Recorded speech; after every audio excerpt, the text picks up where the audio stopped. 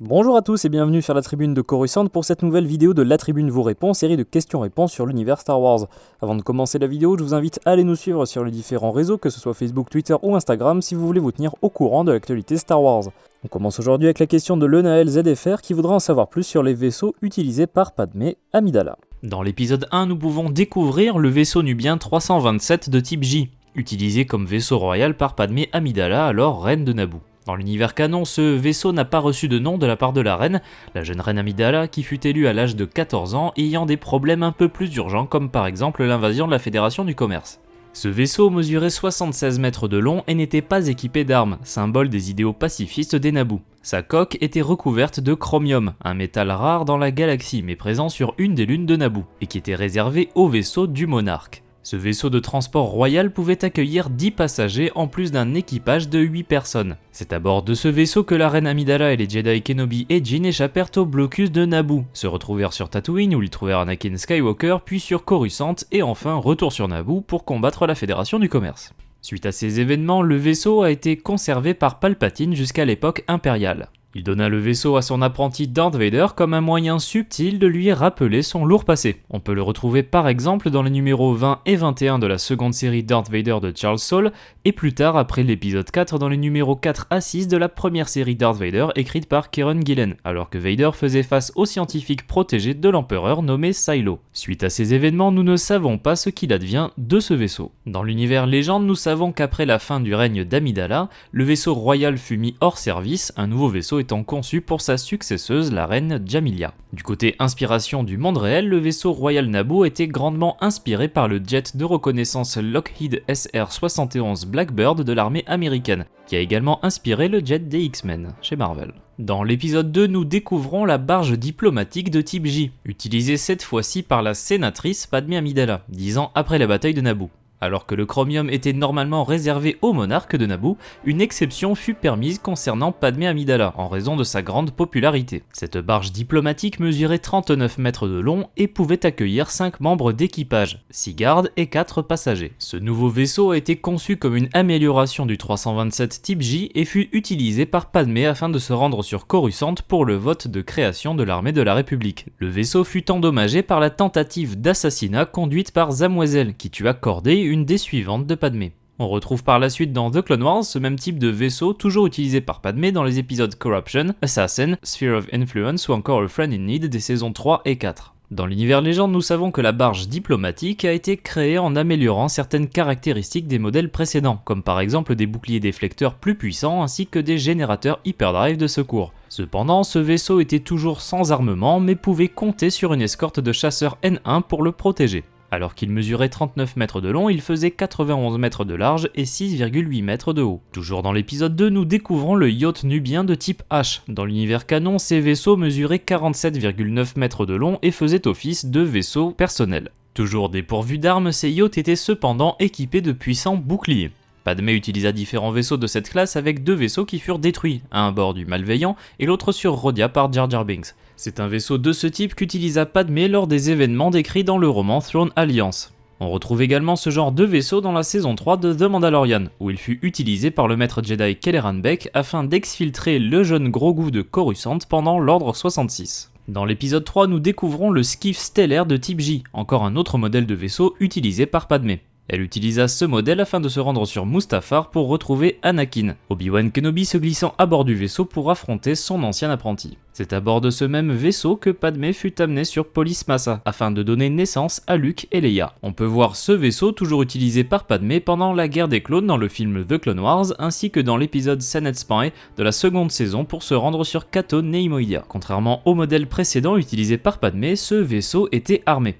Dans l'univers légende, le skiff de type J mesurait 29,2 mètres de long pour 49,2 mètres de large et était équipé de 2 canons laser. Bien qu'il soit armé, ce vaisseau n'était pas non plus conçu pour le combat, mais représentait les changements que connaissait la galaxie au cours de la guerre des clones. Initialement, le skiff avait été conçu pour la reine Apailana, Mais la monarque décida, pour rendre hommage au service et au règne de Padmé, de lui laisser l'usage de ce vaisseau. Après la mort d'Amidala, ce modèle de vaisseau fut mis hors service en mémoire de la reine disparue, même si certains sénateurs continuèrent de vouloir acquérir ce genre de vaisseau pour se donner un statut plus important. Enfin, dans l'univers canon, il existe un autre vaisseau utilisé par Padmé Amidala, un chasseur N1 recouvert de chromium. Ce vaisseau apparaît dans l'épisode The Starfighter Stunt de la série Forces of Destiny, dans lequel Padmé vole aux côtés d'Ahsoka pendant la guerre des clones. Une édition limitée du chasseur N1 dans le jeu de miniature X-Wing est même sortie en reprenant le design chromé du N1 personnel de Padmé. On poursuit avec la question de Nicolas Larose qui voudrait savoir si Leia avait pardonné à son père d'avoir été Darth Vader.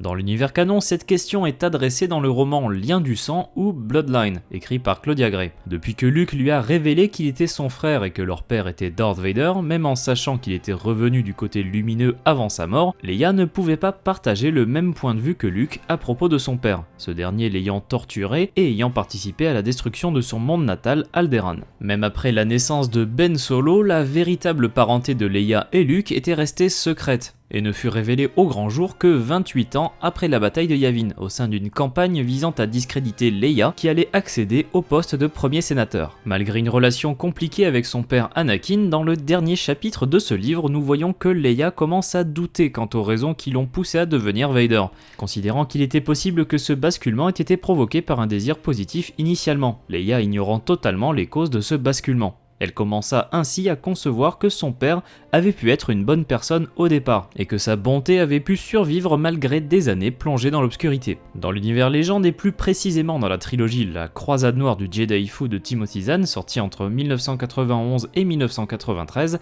la véritable parenté de Leia est un point important dans l'histoire. En effet, Leia parvient à rallier le peuple des Noghri en raison de son statut de Dame Vader, également appelée la Malariouche, signifiant la fille du Sauveur.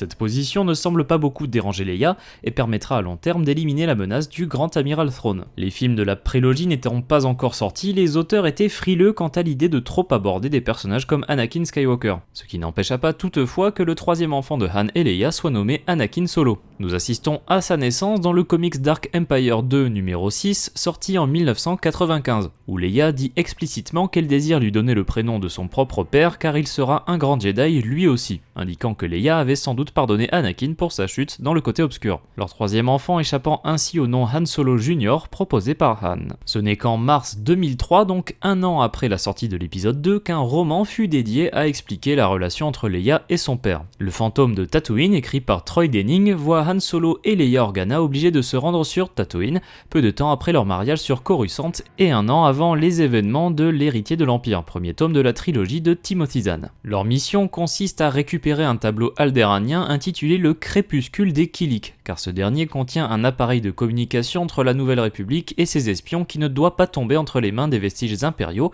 qui sont d'ailleurs contrôlés en secret par le Grand Amiral Thrawn. Leia et Han se déguisèrent respectivement en Twi'lek à la peau bleue et en Dévaronien à la peau rouge afin de passer inaperçus dans une cantina où a lieu l'enchère du tableau.